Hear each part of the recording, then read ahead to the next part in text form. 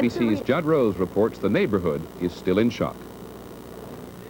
It had been 24 hours since the sky rained fire and metal and death, and now those who survived were reliving the nightmare on Holmes Avenue. My husband and I looked at each other and we knew we were going to die. We knew we were dead. Sue Nelson and her husband lived. Their neighbors across the street didn't. A large chunk of the jet destroyed this house, killing a father and 2 of his children. I've never seen so much heat. Boy, the house had just burned like mad, like a roaring flame. Incredibly, one boy escaped from this house alive, and many more people are missing, perhaps in the ruins. Possibly 7 people in one house alone. Authorities have now backed off the early guess that only 5 people died on the ground. The 5, I believe, to be a conservative number, and it could go higher. It could go as high as 15 to 20. It was a Sunday and a holiday weekend, and in this normally quiet neighborhood, families were around the house, children were playing outside on the street. It was just before noon when the crippled jet came down. Right after it hit, there was a fireball that went down to that house where the garage door was. Right there, it just engulfed this whole area.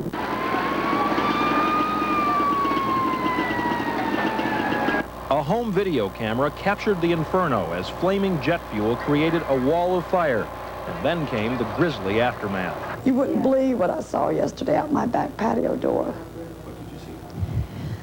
I saw bodies fall, I saw debris fall, I heard people screaming. My little girl said she saw,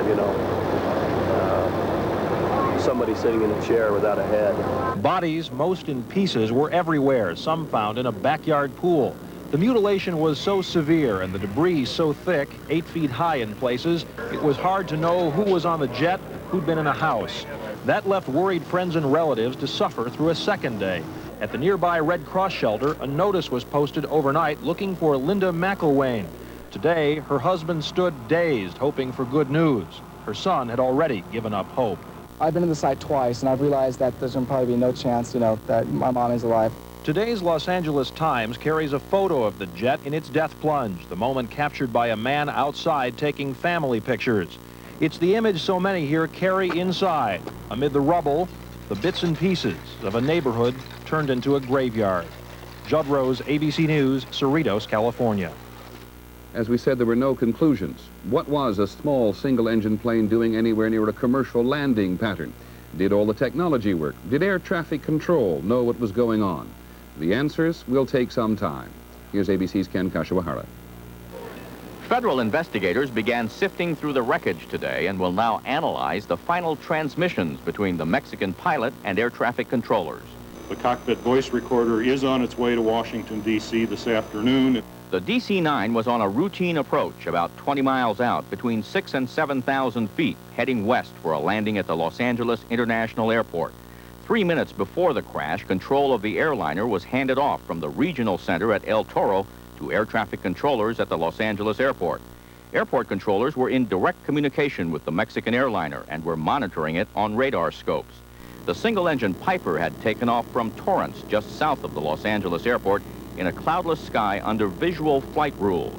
Under those rules, the pilot relies on his eyes instead of instruments to keep track of other aircraft.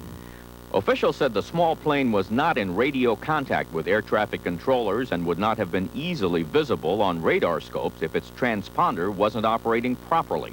The transponder on board the plane sends out electronic locator signals, enhancing a plane's radar image and allowing controllers to determine its location and exact altitude.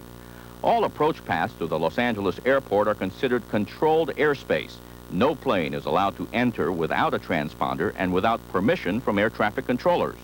Eyewitnesses said the Piper struck the airliner's tail section. The DC-9 flipped over, they said, plunging to the ground. The smaller plane remained relatively intact, crashing into an empty schoolyard. The top of the cockpit appeared to have been sheared off. The skies of Southern California are as crowded as its freeways. With 130 airports in the area, 1/3 of all air traffic in the U.S. flies through this airspace. By one estimate, at any given moment, 15 planes are in the air within a radius of 4 miles.